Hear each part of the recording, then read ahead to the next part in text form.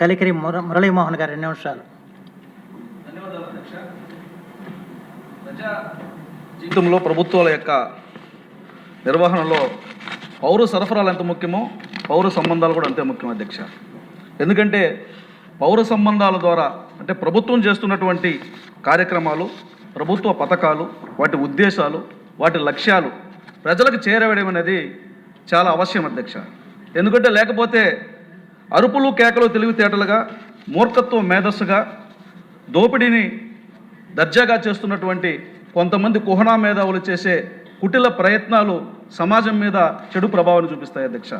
ఈ క్రమంలో 3 లక్షల కోట్ల రూపాయలతో పెట్టినటువంటి బడ్జెట్లో ఈ పౌర సంబంధాల శాఖకి 329 కోట్ల రూపాయలని కేటాయించడం అనేది ముదావహం అధ్యక్ష. అంటే పౌర సంబంధాల ద్వారా 4th ఎస్టేట్గా పిలువబడుతున్నటువంటి ప్రెస్ కూడా గౌరవం, ముఖ్యంగా ఆత్మగౌరవంతో పనిచేసే విభాగాల్లో ప్రెస్ కూడా ఒకటి అధ్యక్ష. ఉమ్మడి రాష్ట్రంలో కానీ ఇప్పుడు కానీ ప్రెస్కి ప్రాధాన్యత ఇవ్వడంలో గౌరవ నారా చంద్రబాబు నాయుడు గారు చేసినటువంటి ప్రయత్నం ఎప్పటికీ మరిచిపోలేదు అధ్యక్ష. చరిత్రలో సువర్ణాక్షరాలతో నిలిచిపోయే అధ్యాయాలు ఎన్నో ఉన్నాయి అధ్యక్ష. ఎందుకంటే నేను కూడా కొంతకాలం జర్నలిస్ట్గా పనిచేశాను. గ్రామీణ ప్రాంతాల్లో విలేకరులుగా పనిచేస్తున్నటువంటి వారికి అక్రిడేషన్లు ఉండేవి కాదు అధ్యక్ష. అలాంటిది 1996లో చంద్రబాబు నాయుడు గారు ముఖ్యమంత్రి కాగానే గ్రామీణ ప్రాంతాల్లో పనిచేస్తున్నటువంటి ప్రతి విలేకరికి కూడా అక్రిడేషన్లు ఇచ్చి బస్ పాసుల సౌకర్యం కల్పించినటువంటి గొప్ప చరిత్ర నారా చంద్రబాబు నాయుడు గారు తీసుకున్నారు అధ్యక్ష. అలాగే సంస్థల లక్ష్యాలతో కాకుండా, వారి యొక్క దృష్టితో కాకుండా జర్నలిజంలో కొన్ని విలువలను పాటిస్తూ సమాజానికి ఉపయోగపడే పనులు చేయాలని ప్రెస్ అకాడమీని కూడా స్థాపించినటువంటి గొప్ప ధీరోదాత్తమైనటువంటి నాయకత్వం నారా చంద్రబాబు నాయుడు గారి అధ్యక్ష. అంటే ఇవన్నీ ఎందుకు చెప్తున్నానంటే ఒక చిన్న ఉదాహరణ మాత్రం చెప్పాలి అధ్యక్ష. బీసీలకి ఆదరణ పథకాన్ని ప్రవేశపెట్టారు అధ్యక్ష. అంటే కుటిల మేధావులు చేసే కుహనా ప్రయత్నాలు సమాజం మీద ఎలాంటి ప్రభావాలు చూపిస్తాయంటే, బీసీలకు ఆదరణ పథకం అనేది, ఒక్క నిమిషం అధ్యక్ష ప్లీజ్ అధ్యక్ష. బీసీలకు ఆదరణ పథకం అనేది వాళ్ళ జీవితాల్లో సమున్నతమైనటువంటి మార్పులు తీసుకొచ్చారు అధ్యక్ష. 2 ఉదాహరణలు అధ్యక్ష. రజకులకి ఈరోజు ఇస్త్రీ పెట్టెలు ఇస్తాము, దాని ద్వారా మీరు టిప్ టాప్గా జీవించడానికి అవసరమైనటువంటి ఒక షాపులు పెట్టుకోండి అన్నారు అధ్యక్ష. అప్పట్లో ఉన్నటువంటి జగన్మోహన్ రెడ్డి మిమ్మల్ని ఇస్త్రీ పెట్టెలకు పరిమితం చేస్తారా, లేకపోతే మీ జీవితాలు ఇంతేనా అని దుష్ప్రచారం చేశారు అధ్యక్ష. ఈరోజు మనం వేసుకుంటున్నటువంటి బట్టలన్నీ ల్యాండ్రీకి ఇస్తున్నాం అధ్యక్ష. ల్యాండ్రీలు ఎవరు నడుపుతున్నారు అధ్యక్ష? వాటిలో ఆదాయం లేకపోతే, వాటిలో ప్రయోజనం లేకపోతే ల్యాండ్రీ షాపులు ఎట్లా నడుస్తాయి అధ్యక్ష?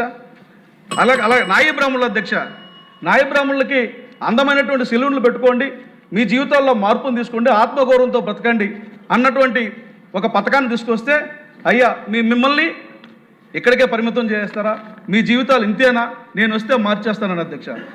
ఈరోజు కోట్ల రూపాయలు విలువ చేసే సెలూన్లు నడుస్తున్నాయి అధ్యక్ష. ఆదాయం లేకపోతే అవి ఎందుకు నడుస్తాయి అధ్యక్ష?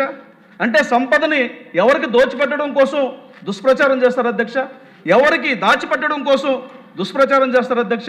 నేను అందుకనే ఈ సందర్భంగా ఒక మాట చెప్తున్నాను. అంటే ఈ బడ్జెట్లో చేసినటువంటి కేటాయింపులు కూడా దాచుకోవడానికి వాడుకున్నటువంటి ఒక విభాగం సమాచార శాఖ అధ్యక్ష. గతంలో మీడియాకి ఇవ్వాల్సినటువంటి ప్రాధాన్యతలను పక్కన పెట్టి తన సొంత ఛానల్కి, తన సొంత పత్రికకి కోట్ల రూపాయల ధనాన్ని బడ్జెట్ రూపంలో తన ఖాతాలోకి మళ్లించుకున్నటువంటి ఒక దుష్ట పాలన గురించి ఈ సందర్భంగా ప్రస్తావించాలి అధ్యక్ష. తుఫాను హెచ్చరికల గురించి వింటాం, అలాగే ఆరోగ్య పరిస్థితులు, అత్యేకమైనటువంటి పరిస్థితుల్లో హెచ్చరికల గురించి వింటాం. కానీ జగన్మోహన్ రెడ్డి పాలన ఒక నిరంతరమైనటువంటి హెచ్చరిక అధ్యక్ష. ఆ నిరంతరమైనటువంటి హెచ్చరికను గుర్తుపెట్టుకొని ఈరోజు అలాంటి దుష్ప్రచారాలకు తావు లేకుండా సముచితమైనటువంటి ప్రాధాన్యతనిచ్చి బడ్జెట్ కేటాయించి ఈ పౌర సంబంధాల శాఖని బలోపేతం చేయడం ముదావహమైనటువంటి చర్య. ఈ సందర్భంగా ఒకే మనవి, ఈ బడ్జెట్లో ఇప్పుడు కాక ఇంకెప్పుడు ముఖ్యమంత్రి నారా చంద్రబాబు నాయుడు గారు కాక మరెవరన్నటువంటి ఆలోచనతో ఒక చిన్న ప్రతిపాదన. జర్నలిస్టులకి గృహాలు, స్థలాల విషయంలో సార్ కొంచెం ముదావహంగా ఆలోచించాలని కోరుతున్నాను. అలాగే దక్షిణ భారతదేశంలో కేరళ, తమిళనాడు, ఉత్తర భారతదేశంలో జమ్మూ, హర్యానా, ఈ రాష్ట్రాల్లో కూడా పెన్షన్ విధానం అమల్లో ఉంది.